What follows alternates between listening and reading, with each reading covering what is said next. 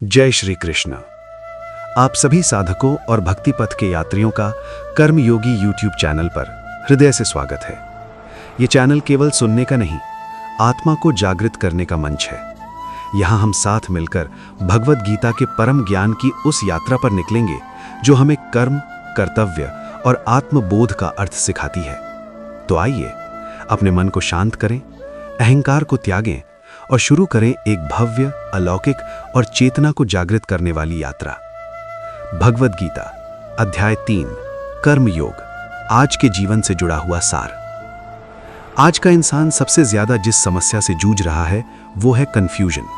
क्या सही है, क्या गलत है, किस रास्ते पर चलें, मेहनत करें या छोड़ दें, और अगर मेहनत करें भी तो फल मिलेगा या नहीं, यही सवाल हर किसी के मन में घूम रहे हैं। यही स्थिति महाभारत के युद्ध भूमि में अर्जुन की थी। तब श्री कृष्ण ने जो उत्तर दिया वही आज के युग के लिए भी उतना ही सत्य है। भगवद गीता का 3रा अध्याय कर्म योग हमें सिखाता है कि जीवन का समाधान कर्म से भागने में नहीं, बल्कि सही कर्म को अपनाने में है।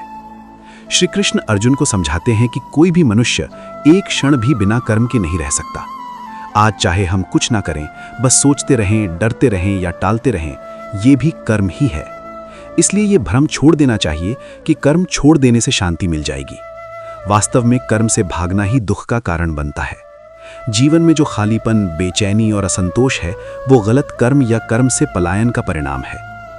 कर्म योग का मूल संदेश ये है कि मनुष्य को अपने कर्तव्य से कभी पीछे नहीं हटना चाहिए। केवल ज्ञान की बातें करना या भाग्य के भरोसे बैठ जाना मनुष्य को कमजोर बनाता है। आज का इंसान चाहता है कि बिना संघर्ष के सफलता मिल जाए, बिना अनुशासन के सुख मिल जाए और बिना मेहनत के परिणाम मिल जाए। लेकिन गीता स्पष्ट कहती है कि जो व्यक्ति अपने कर्तव्य को ईमानदारी से निभाता है वही धीरे धीरे आत्मिक शांति और वास्तविक सफलता प्राप्त करता है। जब कर्म स्वार्थ से मुक्त होकर किया जाता है तब वही कर्म पूजा बन जाता है। आज की एक बड़ी समस्या तुलना है। सोशल मीडिया और समाज ने मनुष्य को दूसरों की जिंदगी देखने का आदी बना दिया है।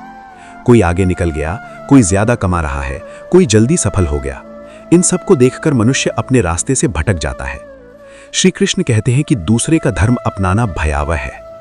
हर व्यक्ति का अपना स्वभाव, अपनी क्षमता और अपना समय होता है। जब हम दूसरों की नकल करते हैं तो अपने जीवन का उद्देश्य खो बैठते हैं। कर्म योग सिखाता है कि अपने रास्ते पर टिके रहना ही सच्ची बुद्धिमानी है। फल की चिंता आज के इंसान की सबसे बड़ी कमजोरी बन चुकी है। मेहनत से पहले ही परिणाम की कल्पना कर लेना और फिर उसी के अनुसार खुश या दुखी हो जाना, यही मानसिक अशांति का कारण है। श्री कृष्ण कहते हैं कि कर्म करना तुम्हारा अधिकार है, फल पर अधिकार नहीं। इसका अर्थ ये नहीं कि फल नहीं मिलेगा, बल्कि ये है कि फल की चिंता को अपने कर्म की शक्ति को कमजोर मत करने दो। जैसे बीज बोने के बाद किसान धैर्य रखता है, वैसे ही जीवन में भी सही समय पर सही फल अवश्य मिलता है। कर्म योग अहंकार को भी समाप्त करता है। जब मनुष्य ये सोचने लगता है कि सब कुछ वही कर रहा है, तभी उसके भीतर घमंड जन्म लेता है।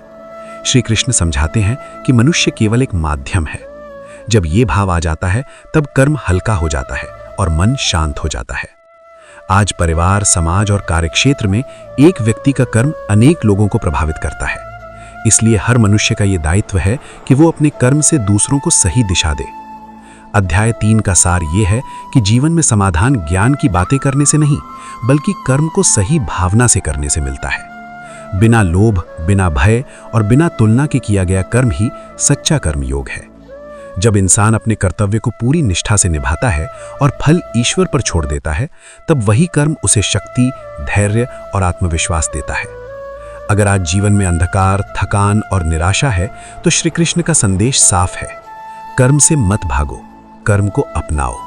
यही मार्ग जीवन को सही दिशा देता है। जब मन कहे अब और नहीं हो रहा, जब मेहनत के बाद भी परिणाम न दिखें, तब याद रखना श्री कृष्ण ने कभी फल का वादा नहीं किया, उन्होंने कर्म का मार्ग दिया।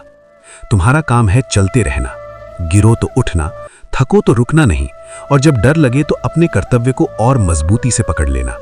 क्योंकि जो आज बिना फल की चिंता किए कर्म करता है वही कल इतिहास रचता है। कर्म तुम्हारी परीक्षा है, फल ईश्वर की जिम्मेदारी। अब सवाल ये नहीं है कि परिणाम कब मिलेगा, सवाल ये है क्या तुम आज अपना धर्म निभा रहे हो। यदि ये वीडियो आपके मन को छुए तो लाइक, शेयर और सब्सक्राइब जरूर करें। क्योंकि ये चैनल केवल सुनने का नहीं, सोच और आत्मा को जागृत करने का मंच है। जय श्री कृष्ण।